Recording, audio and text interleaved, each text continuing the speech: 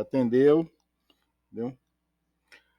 Silvestre, bom dia, seja bem-vindo ao último programa do ano aqui na Rádio Jornal Metropolitano, nosso último programa livre do ano de 2022, parceiro. Antes de você fazer as suas considerações, eu te pergunto, o que está na sua visão, o que projeta para 2023? Como é que você vê o nosso país a partir do ano que vem? Bom dia. E obrigado pela participação até hoje no nosso programa livre. Bom, nossa, dando ouvintes, não há um cenário otimista.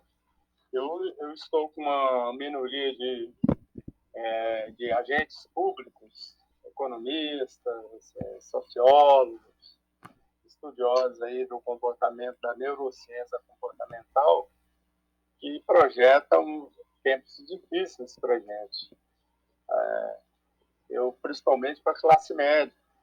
E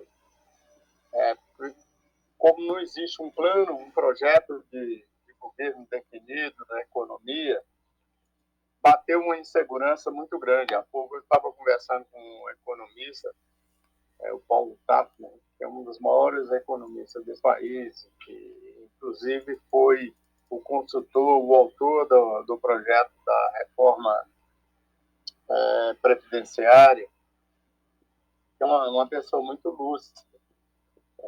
Eu convidei para ser entrevistado no programa Face do Poder, que é um programa nacional que eu apresento no canal de streaming do Hoje News, e acertando a agenda com ele e a gente conversando sobre o cenário. O que se percebe é que para a base da pirâmide social não vai ter grandes alterações, ao contrário, pode até melhorar.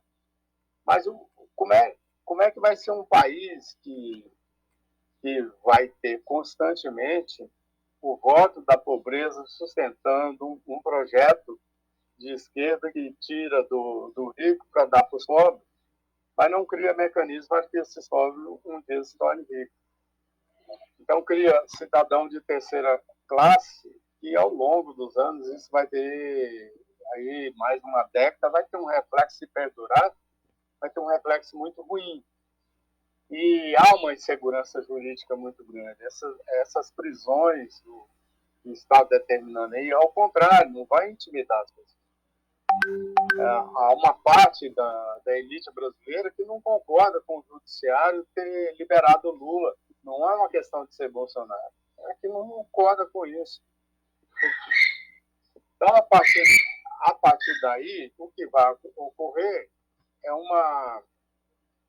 vai ocorrer uma divisão, vai acirrar essa divisão dentro do país, porque não tem um discurso de união, ao contrário, o Lula e o seu entorno têm pregado coisas que não unem o país, ao contrário, mantém essa divisão. Por exemplo, fala-se que vai aprovar aí a lei, e conhecendo esse congresso venal que nós temos, vai aprovar a lei de entrar na casa das pessoas e apreender armas. Olha, não tem lógica um negócio desse. Então fica assim, aquela baita de uma insegurança jurídica. Hoje você não sabe se pode criticar o Supremo, um ministro do Supremo, porque tem um projeto em tramitação de autoria do Renan Calheiros, que tem um prontuário político que está muito mais próximo do prontuário criminal e policial do que propriamente de um legislador. Mas tem um projeto dele que está lá, que ele vai desengavetar agora, e qualquer crítica ao ministro do Supremo é sujeita à prisão. Então, o cerceamento da liberdade está sendo canalizado para a elite, para uma elite privilegiada do país. Então, esse cenário ele vai refletir a partir do ano que vem. Como vai lidar com isso, será outras coisas. Outra história, a gente não sabe.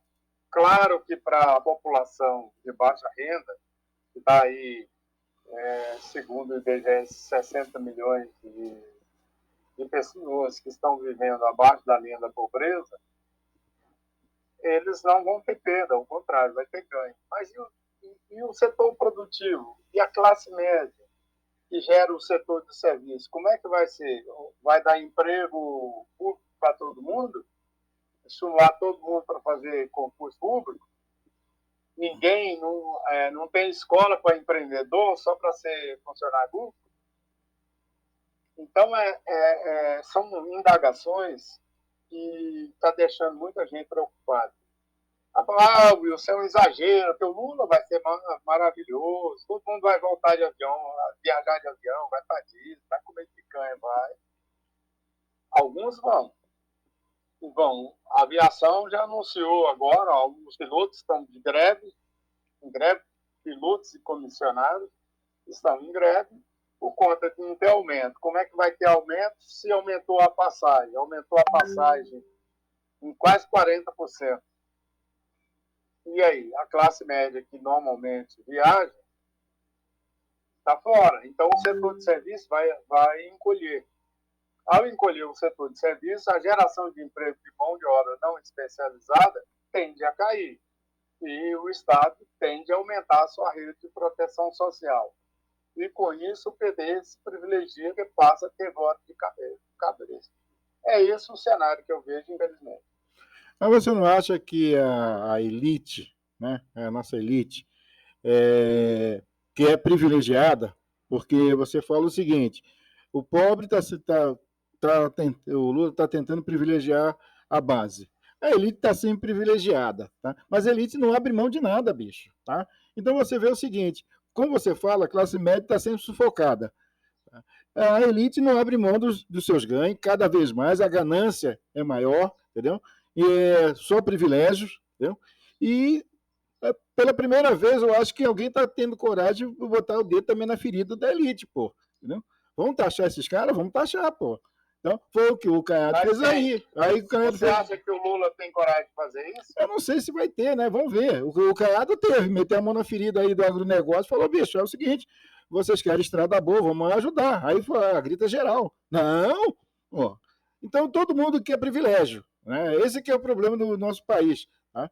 Ninguém abre mão de nada. Tá? Enquanto eu estiver mamando, tá tudo bem. A hora que eu perder a boquinha, eu grito.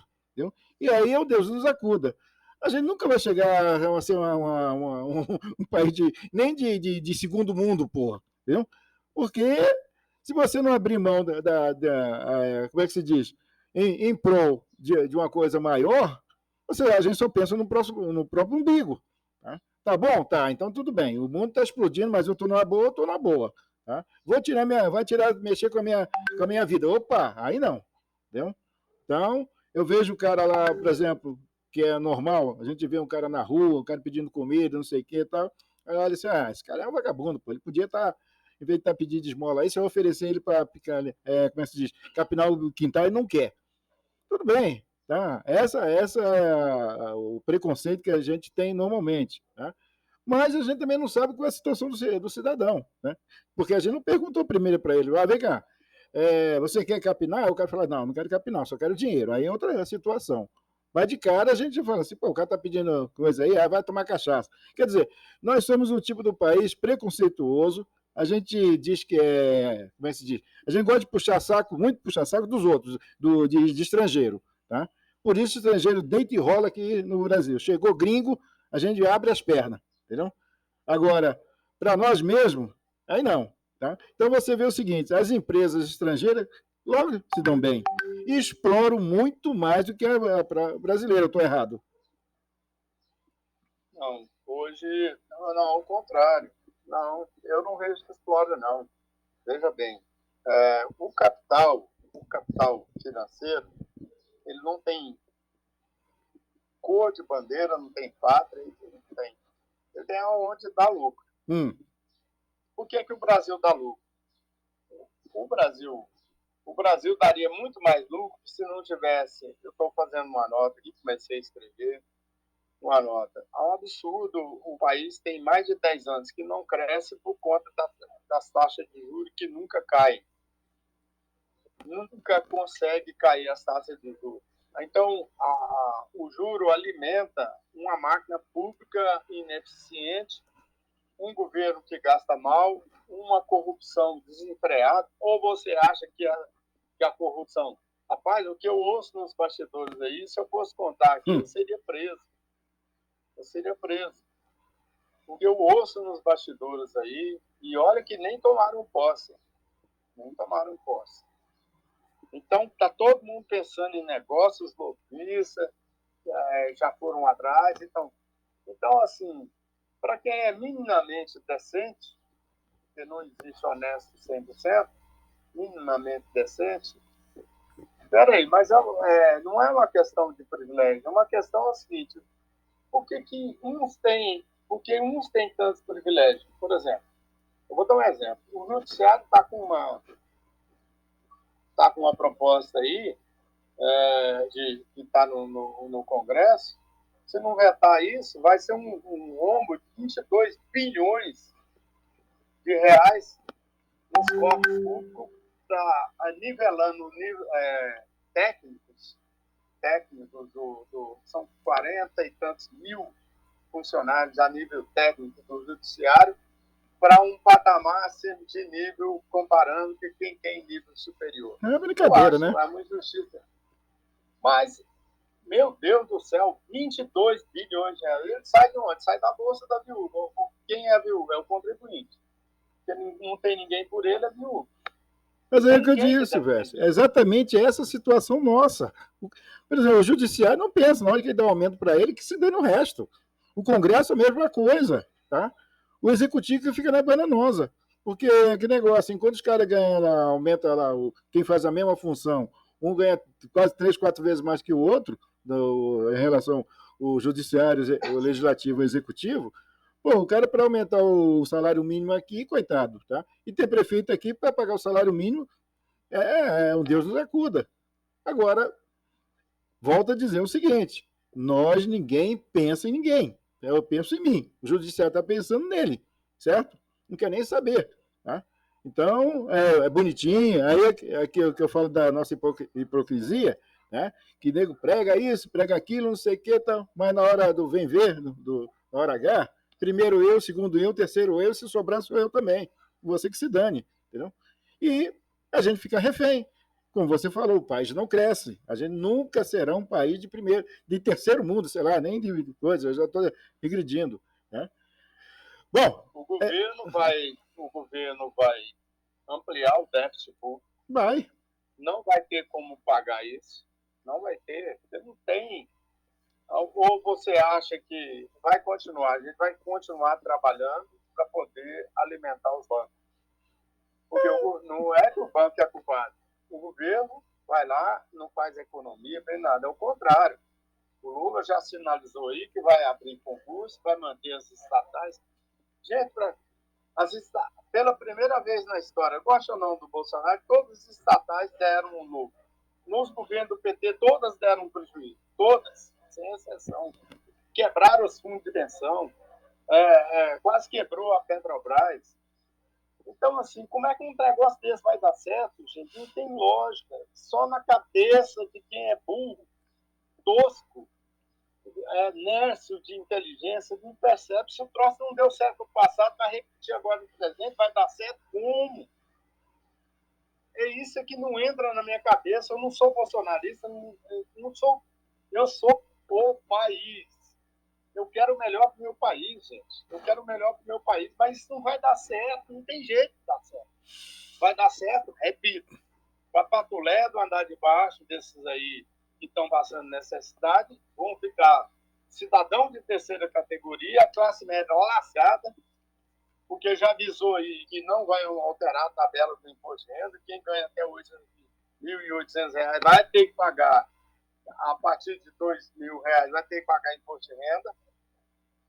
Então, meu chapa, você espera o quê? Você espera otimismo? Não, espera um milagre. Eu estou esperando, aquele negócio, à espera de um milagre, porque só um milagre salva esse país, de um lado e do outro.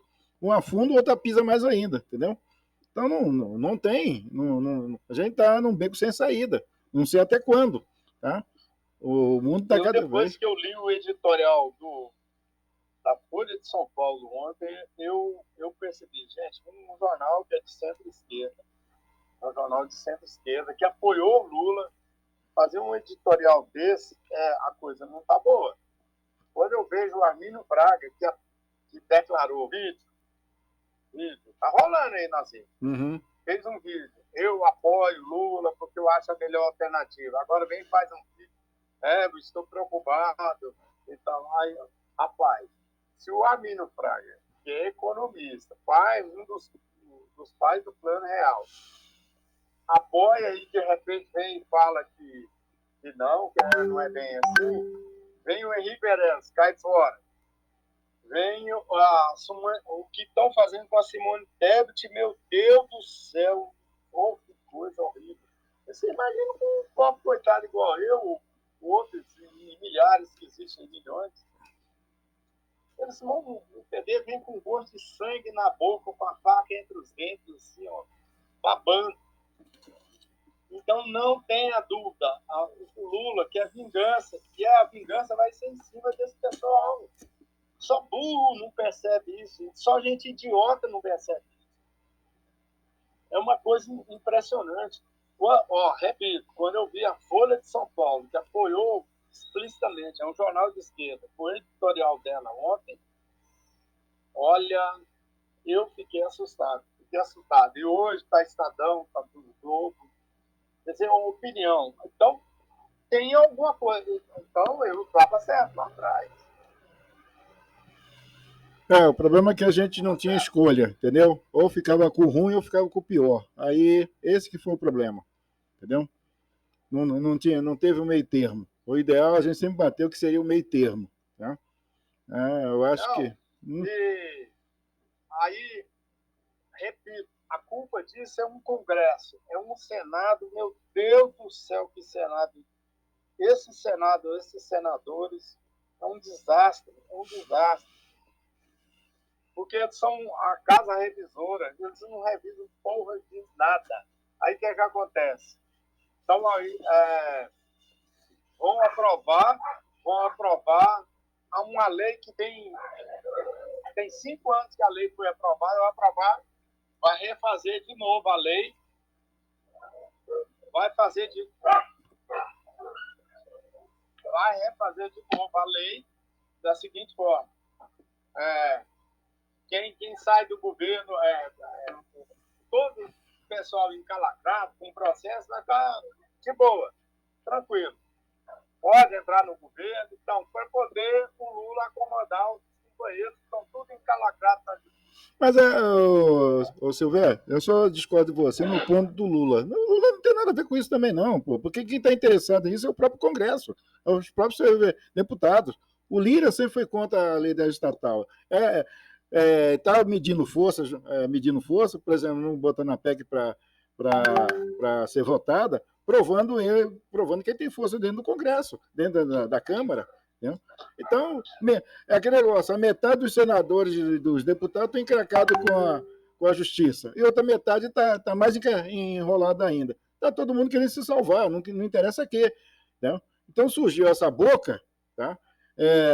Que para colocar o Mercadante, que é um pano de fundo, porque o Bolsonaro empurrou o cara lá da Petrobras, que também não tinha nada a ver com a lei da estatal. Já furou o teto também da lei da estatal, o último cara aí da Petrobras. Então, eu vejo que está se colocando tudo na conta do Lula e o que todo mundo quer fazer. Tá? E aí eu seria o Lula e fazer igual o Bolsonaro. Não tem nada a ver com isso não, hein? Quem está fazendo são vocês. Eu não mandei medida, eu não mandei decreto, eu não mandei lei. Entendeu? O Lira mesmo falou, eu quero mudar isso. E agora é a chance. E os caras vão mudar. Entendeu? Por quê? É a forma de que tem de empregar, como você fala, os apaniguados. Tá? Que vai muita gente sobrar nesse governo aí do lado de cá. E aí vai ter que empurrar alguém não só do PT, mas de muito... Aí que eu não concordo. Por que o Alexandre de Moraes vai mandar prender o Bolsonaro e todo mundo? E se os ladrões estão soltos? A revolta do povo é essa mesmo. Não é uma questão de ser bolsonarista, não. É uma questão de a justiça tem que ser igual para todo mundo. Não, eu até concordo com você, mas acontece o seguinte: por enquanto que o Alexandre tá mandando prender, são os babacas que estão pregando golpe de Estado. E isso aí é crime. É crime. Tá? Eu posso discordar, a Mas gente quem pode. disse para você que cria uma jurisprudência não vai ficar pairando isso aí na cabeça da pessoa? Qualquer movimento que o cara fizer, claro que ele vai privilegiar o governo Lula. O medo das pessoas é exatamente isso. É o medo. Por isso que a imprensa já está se posicionando contra o Lula. Já está se posicionando. Então, é aí que está o perigo. Chama o ovo da serpente, isso, amigo. Foi assim que surgiu os Hitlers da vida, os Sim, mas agora vê o seguinte: Stalin. não surgiu com Lula, surgiu com Bolsonaro. Quem tá o ovo da serpente é o Bolsonaro, não é o Lula, não. Tá? Quem quer golpe, quem quer perpetuar no poder. Lá vem você de novo com esse trem de golpe. Meu Deus do céu. Esses doidos sempre existiram. Esses caras não têm a menor chance, eles sabem que não tem chance. Mano, esses caras são. O que eles vão provocar? O que eles vão provocar? Eles não têm arma, não têm exército, não têm apoio de nada, não tem apoio político, não tem nada. Esses caras vão fazer o quê? O que eles estão fazendo, essa bagunça aí. De repente chega aí, você tá aí no hoje, aí vem um maluco e taca fogo nesse troço aí. E aí? É aquele negócio, um lobo solitário babaca que diz que é igual fala o pastor lá, fala aquele outro capitão, fala não sei quem. São os babacas, que é outro aqui que tá com fogo no ônibus, entendeu? Então, o que você fala? O guarda da esquina que é a merda, tá? É o guarda da esquina que é a preocupação, tá? Por quê? Você vai lá, tacar fogo. Ontem queria tacar fogo lá no metrô do Rio, lá. Tem um vídeo lá circulando lá. Tá? O cara atacando, começou a botar fogo lá na estação do metrô. Tá aproveitando, bicho. Aí é que negócio, você pode culpar, é o Bolsonaro, não é o Bolsonaro. Mas o incentivo da coisa é que tá dando. Tá? Porque se fosse o contrário, é isso que eu bato no ponto também. Se fosse o contrário, já tinha quebrado, arrebentado, estava todo mundo em casa, não tinha mais nada. O quartel estava limpinho, como sempre houve, sempre teve. Não tinha ninguém em porta de quartel, nunca teve. Tá? A grande expectativa aí, essa movimentação de mandar prender, é porque o Lula já está com a ordem que vai mandar despejar os quartéis. Exato. E aí? Entendeu? Agora, você concorda, aquele negócio, fora de posicionamento político, tá? Você concorda que fazer aquele carnaval que está fazendo aqui em Brasília, que está fazendo lá no Rio, que está fazendo em todas as cidades aí que tem quartel, tá? É correto? É legal? Quem está ali perto, ali, que está reclamando, por exemplo, o pessoal que mora perto dessa coisa, fala bagunça de noite e dia, tá? Carro de som para lá, carro de som para cá, 24 horas, pô. Ninguém aguenta, Silvestre, tá? Manifestar. São os aposentados.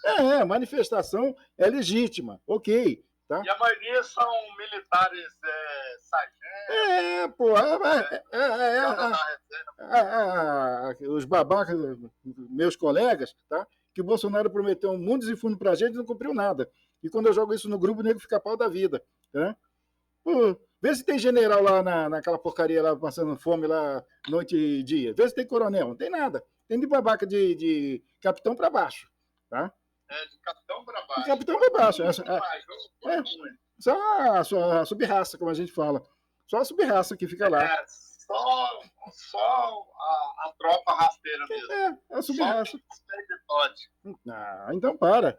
Bom, vamos voltar agora aí para a gente ter coisa que a gente está batendo aqui já 24. Hoje a gente vai extrapolar. O Caiado não fará mudança mesmo, não? Não vai mudar nada no secretariado?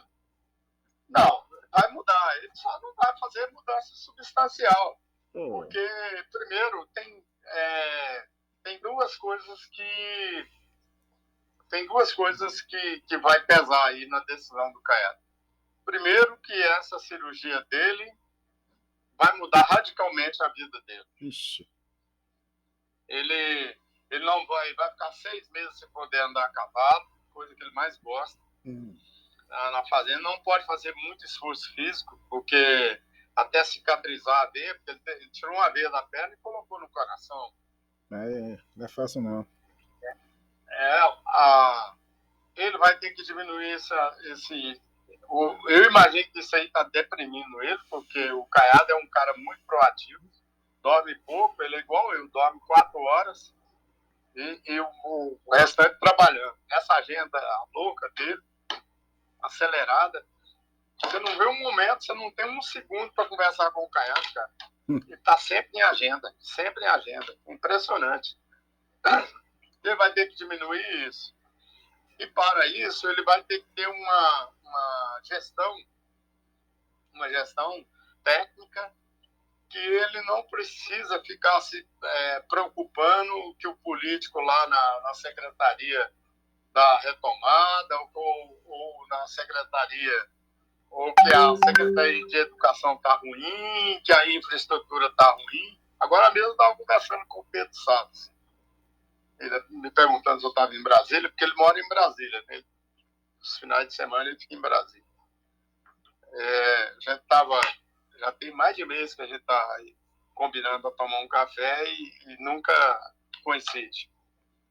Mas é assim, a Goinfra é como assim, você tem determinados setores do Estado, da gestão pública, de Caiado, que você é como se não existisse. Você vê assim, Cristiano Schmitz, a competência é tão grande, é como se não existisse. Funciona igual relógio suíço. Pedro Salles, a GEAB e infraestrutura, estrada e tudo. Tá, né? Ele me falou há pouco, ele falou assim que der um solzinho, vou começar a tampar os buracos. Já está tudo preparado, licitado, tudo pronto. Então, assim, o Adriano Rocha Lima, por exemplo, que é o maestro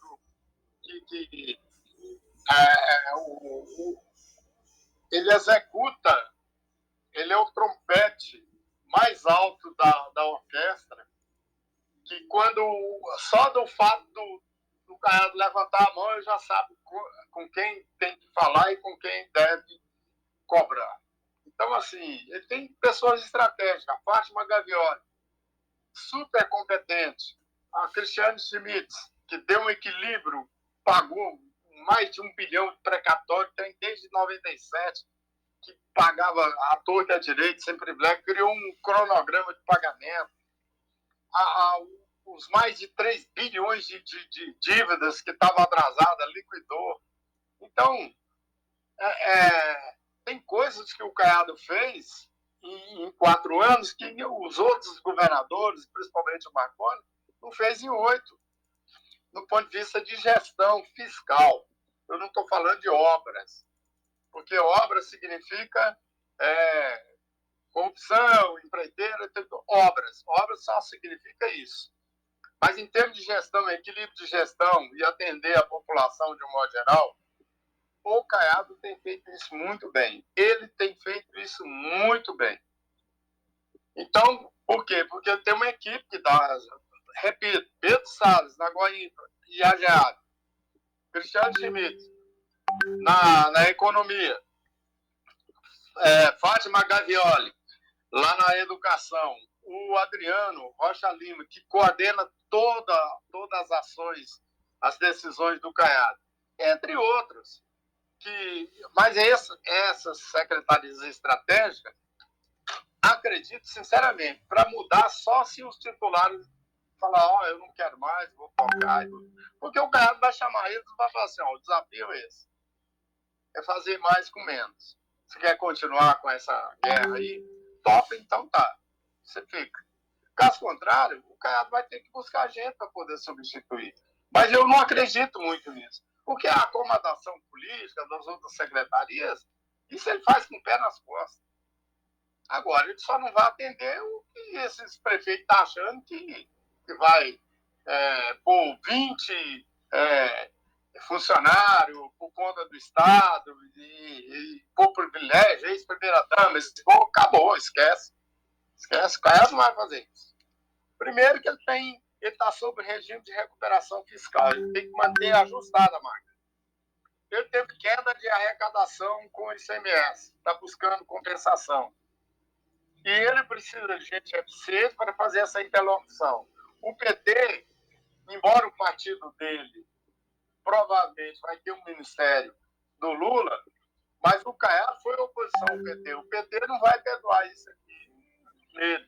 Principalmente a Adriana Costa, que é candidatíssima a prefeito, ou o Rubens Ottoni, entre outros.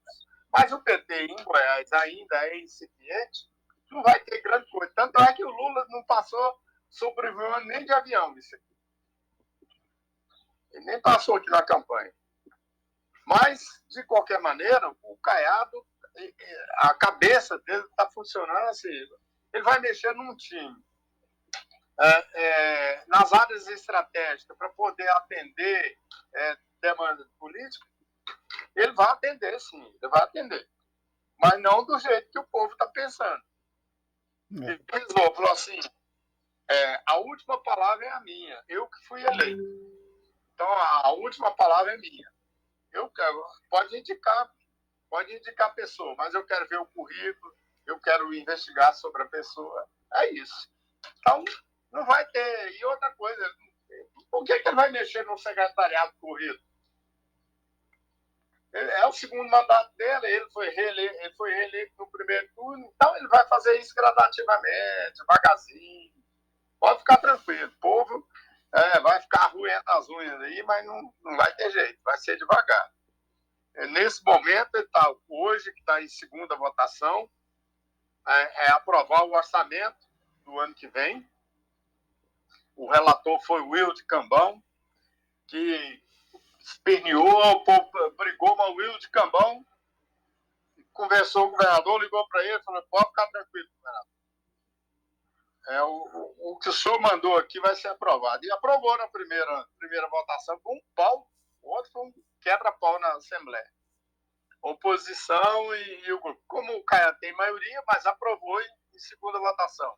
Hoje vai aprovar em primeira votação. Hoje será aprovado definitivamente em segunda votação. Agora de manhã, sessão, agora de manhã, vai aprovar isso. Aliás, daqui a pouco eu tenho que ir para lá.